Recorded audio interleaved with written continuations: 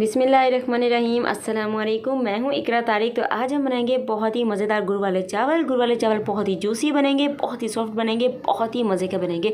और अक्सर ऐसा होता है कि आप लोग गुड़ वाले चावल बनाते हैं तो आप लोगों का गुड़ वाले चावलों का जो कलर है ब्लैक हो जाता है, मतलब कि सही कलर नहीं आता है।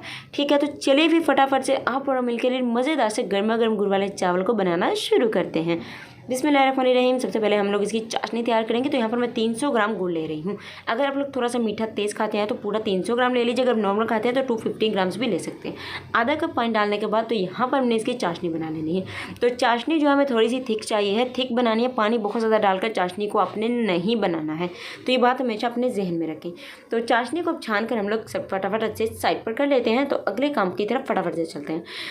बिस्मिल्लाहिर्रहमानिर्रहीम। तो यहाँ पर कोई भी पॉट ले लें या कढ़ाई ले लें। तो हमें क्या करना है, 5 चम्मच ऑयल डालना है। ऑयल गर्म होने के बाद इसमें 1 चम्मच हमें सौंफ और थोड़े से ड्राई फ्रूट जो है वो इसमें डाल देने हैं। तो इन्हें अच्छी तरह से थोड़ा सा हम सोते कर लेंगे। ज़्यादा आपको ब्लैक नहीं करना है, वरना इनका जो फ्लेवर है वो कड़वा जाएगा।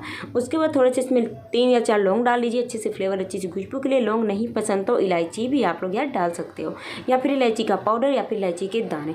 तो अब हमें इसमें डाल देनी है जी चाशनी। तो हमने जो गुड़ की चाशनी बनाई थी वो डाल देंगे। उसे 2 मिनट इसमें पकाना है ताकि वो थोड़ी सी ठीक हो जाए। उसके बाद इसमें चना दाल डाल देंगे।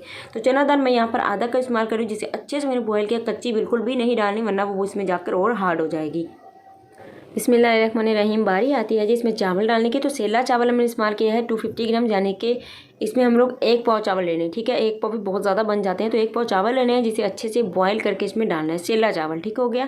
तो यहाँ पर इसे मिक्स करेंगे बिल्कुल आराम से। उसके बाद जब चावलों में से जो ये चाशनी है हमारी 90% तक ड्राई हो जाएगी, यानी कि खुश्क हो जाएगी, फिर हमें इसको दम लगाना है। फ्लेम को मीडियम करके इसके फटाफट से ड्राई करेंगे। तो यहाँ पर चाशनी जो है ऑलमोस्ट 90% ड्राई हो चुकी है, बहुत थोड़ी सी रह गई। तो हमने इसको रुमाल अच्छे से गीला करके दम लगा देना है, बिल्कुल अच्छे से कवर करके। इसकी भाप जो है बाहर नहीं निकलनी चाहिए। तवा रख के बिल्कुल लो फ्लेम पर 20 मिनट के लिए दम लगा देंगे। तो यहाँ पर देखिए जी हमारा जो गुड़ वाले चावल है बहुत ही ज़्यादा मज़ेदार बनकर तैयार। और जैसे जैसे ठंडे होते जाएंगे बिल्कुल अलग अलग इनका एक एक दाना होता जाएगा, यानी कि खिले खिले जो है वो हो जाएंगे। अब ये गर्म है इसलिए थोड़े थोड़े से साथ लगे हुए, लेकिन जब ये ठंडे होंगे आप लोग देखेंगे कि बिल्कुल अलग हो जाएंगे। अल्हम्दुलिल्लाह माशाल्लाह माशाल्लाह तैयार है जी हमारे बहुत ही मज़ेदार गुड़ वाले चावल, यानी कि जगरी राइस।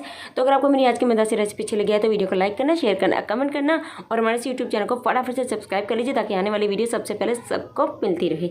अपनी दुआ में रखिएगा, जब मैं याद अल्लाह सबको अपने ज़ुबान में रखे और आने वाली बुरी मुसीबत से महफूज रखे। मिलते एक मज़ेदार रेसिपी के साथ। अल्लाह हाफिज़।